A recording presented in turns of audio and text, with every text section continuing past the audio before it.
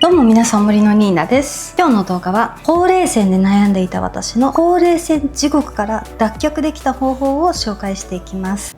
これが私のほうれい線でがっつり悩んでいた頃の写真です。30過ぎてから徐々にほうれい線の影、そしてシワにずっと悩んでいて、自分なりに頑張ってアイクリームとか塗ってたんです。だけどなかなか改善しなくて諦めかけてたんですけど、今日紹介していく日常のちょっとした習慣や、しかも高額なアイテムは使わない、劇的にパッと見の印象が改善したので、ぜひね、私のようにほうれい線で悩んでいる方にも見ていただきたい動画です。それでは始まります。スタート。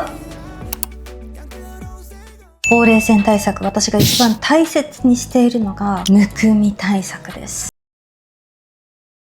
皆さんに確認なんですけど、ほうれい線で気になってるのってシワだけじゃなく影もじゃないですか？影とシワっていうのは、むくみ対策が一番予防と目に見えた改善が見込めるので、今から何を始めたらいいかわからないという方は、とりあえずこのむくみ対策に集中して頑張ってみてほしいです。むくみって老廃物と余分な水分が溜まっている現象で、物理的に頬が重くなるので下がるんですよ。鼻横は加齢とともにお肉が減るから、下がってしまった頬との差で影が目立ってくるんです。その状態で笑ったり喋ったりしてると、毎回折れ線みたいに溝を強調するので、その繰り返しで形状記憶されていき、シワになっていく仕組みです。だから直接的にむくみがシワを作るっていうわけじゃないんですけど、確実にむくみが引き金になってます。だから私はここの影が濃くなってきたなって思ったら、むくみが慢性的になってると思ってケアを強化するようにしてます。しかもね、むくみって血流も悪くするんですよ。だから放置すると張りを保ってるコラーゲンとかエラスチンも壊れやすくなる。もうむくみって肌そのものを老けさせる現象なんです。やってる対策としては、一番手っ取り早いのは塩分を控えることだと思うんですけど、長年私が続けていて一番効果を感じてるのが、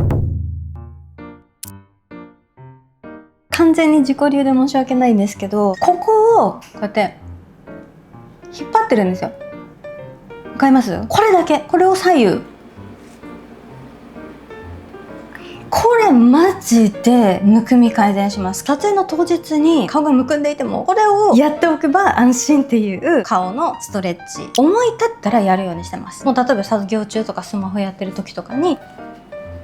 ちょっと顔面白いですけど、でこれやるとここだけじゃなくてこの辺のむくみも改善してくるので、総じてほうれい線ケアのためのむくみ対策になるので超おすすめ。さらには顔周辺のマッサージ、部位としてはこめかみ、頭頂部、首の付け根、超おすすめなアイテムがあって、私が Amazon で買ってる990円のタコのカッサ、ちょっと痛い分ほんの少しの力でしっかりとほぐれるので、めっちゃおすすめ。リンク貼っておきます。顔のリフトアップにはこのこめかみらへんをほぐすのが一番大事で、老廃物プラスたるませないためにリフトアップも大事なので、これも合わせてやるとより効果が出ます。もう一つのアイテムとして、私はリファのブラシを使ってます。シャンプーの時に頭皮ほぐしのルーティンを組み込んじゃうのが楽でおすすめです。あとはありきたりなんだけど、冷やさない。冷えるとマジで老廃物流れにくくなるので、左右で体を冷やさないようにしたり、太もものストレッチするだけで結構全身の血流が良くなるのでおすすめです。あとは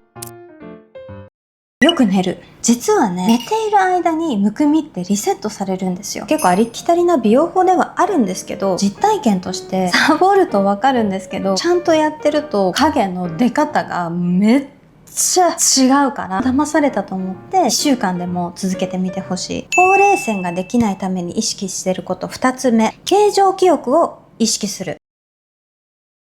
むくみ対策で体質を整えたら、次に気をつけるのが日常に潜む形状記憶の罠。皮膚をなるべくたるんでない位置で維持するようにしてます。ほうれい線ができる習慣リストっていうのが個人的にあるんですけど、一つが下を向いてる姿勢。パソコンの時とか本当にほうれい線ができる習慣なんですよ、スマホとパソコンは。ただでさえお肉って重力逆らえないじゃないですか。下を向いたりすることによってより肌が下方向に引っ張られる。二つ目が寝る時の姿勢。多いと思うんですけど、横向きで寝るとかうつ伏せで寝るとか、これだけでほら、画面越しでもわかるが、もう影できてるんですよ。横向きは片側に頬の重力がかかって、さらにうつ伏せで言うと枕の圧力がかかるので、皮膚が押しつぶされたままになるんですよ。そのまま何時間も圧迫されるので、ほうれい線がマジでできやすくなります。で、3つ目が猫背。首が前に出てるので、首とか胸周りの筋肉が縮んだ状態になる。だから皮膚がこうやって下に引っ張られる。そのせいで頬の位置も下がります。で、私のやってる対策としては、スマホをなるべく自分の目線の位置で使う。で、パソコンもなるべくそのスタンドとか使って高さを調整します。で、猫背対策なんですけど、普段から姿勢を意識するっていうことも大事なんですけど、それでもなんか猫背が治らないなって思ったら骨盤が歪んでるかもしれない。私がやってるのは骨盤ベルト。ネットでよく見かけるギュイーンって骨盤が締められるやつがあるんですけど、これね、私が今まで使った骨盤ベルトの中で一番改善してる感じがある。だからこういうのを買うでもいいですし、骨盤の歪みってストレッチで改善できたりするんですよ。私がやってるストレッチは股関節とか太ももの裏を伸ばすストレッチ。お父さん座りみたいな感じで足の裏を合わせてそのまま前にこの倒れるこのストレッチ。太ももの裏が硬い場合は椅子に浅く腰をかけて片足だけ前に伸ばして膝の上に手を重ねて下に圧をかける。この2つが骨盤のストレッチなんですけど、上半身だけでいいから猫背のストレッチしたいという方は胸を開くストレッチがおすすめ。背中でこんな感じで指を組んで頭を後ろに倒しながら両腕を後ろに引く。肩甲骨周りをほぐすだけでも十分おすすめ。それでは3つ目が筋肉をたるまないようにする。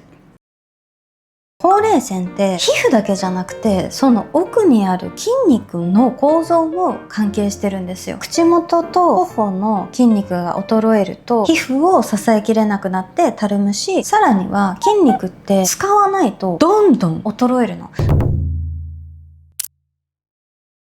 私が聞いた話によると30代以降は年間 1% から 2% ずつ落ちるらしいです。表情を使うと表情筋が刻まれるからなるべく笑わないようにしてるっていう方いると思うんですけど、個人的には逆にその動かさないと老けちゃうと思ってるので、たくさん笑うようにするし、一人でも喋って口を動かすようにしてます。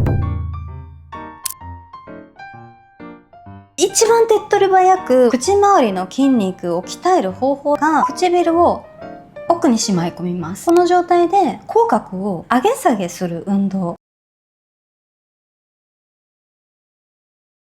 ほら、めっちゃ鍛えてるからめっちゃ上がるの。これめっちゃ簡単だし覚えやすいから続けやすい。できない方はこうやって指で押さえて筋トレするでも OK です。はい、それでは最後の項目、皮膚をたるませないためのケアをする。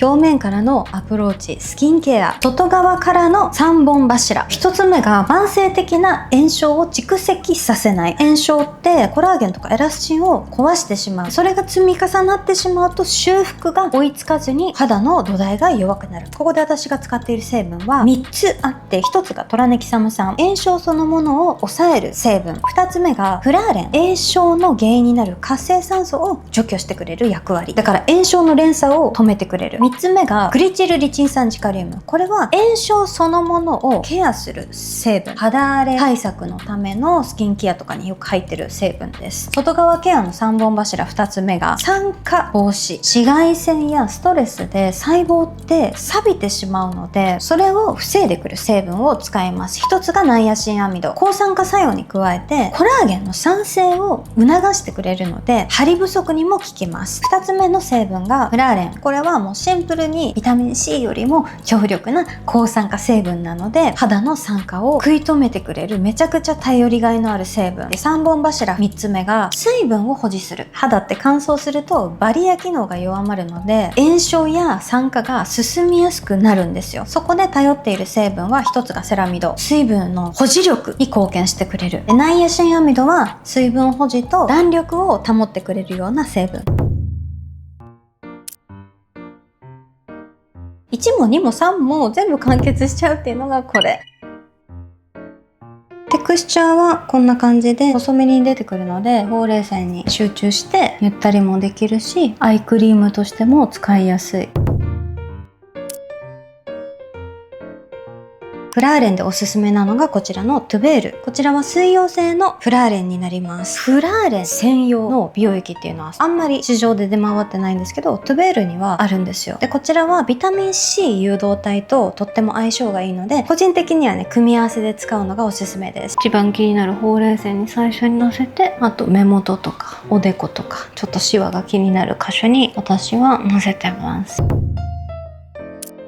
で、3つ目がトゥベール。こちらはセラミドがね、なんと 12% も入ってる、なんとも異例なアイテムなんですよ。で、乳液なんですけど変わってるのが、見てください。水なんですよ。で、今ちょっとたくさん出してしまったんですけど、本当にめちゃくちゃ潤うので、3、4滴くらいで全顔塗ってちょうどいいぐらい。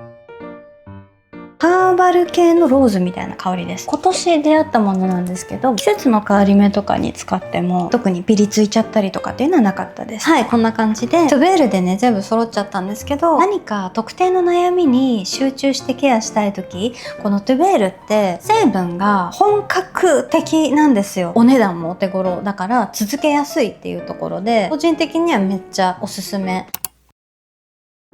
はい、いかがだったでしょうか。今日はほうれい線の影とシワで悩んでいた私がいつの間にかほうれい線ゼロになれた普段やっていること、そして使っているアイテムを紹介させていただきました。これ以外にも世の中にもっと効果的なね、ほうれい線ケアっていうのはたくさんあると思うんですよ。ただ私としては続けられたことでちゃんとほうれい線が改善したと思えたものだけを今日は紹介させていただきました。だから今から初めてほうれい線ケアする人にすごいおすすめ。まずは今日の習慣ができるようになってからお金がかかる医療とかに手出しするのがいいのかなと思います。だって今日紹介したやつだけでも随分改善するから、いきなり医療に手出しちゃうと根本が改善できてないから、むくんだままここもボーンってなっちゃったりとかするかもしれないから、ナチュラルに美しさをね手に入れてほしいなって思うから、まずは今日の紹介したことたちを試してみてほしいです。この動画がちょっとでも楽しかったな、参考になったなと思っていただけたら、よかったらチャンネル登録、高評価ボタンを押していただけると今後の動画投稿の励みになります。それではまた次回の動画でお会いしましょう。またね。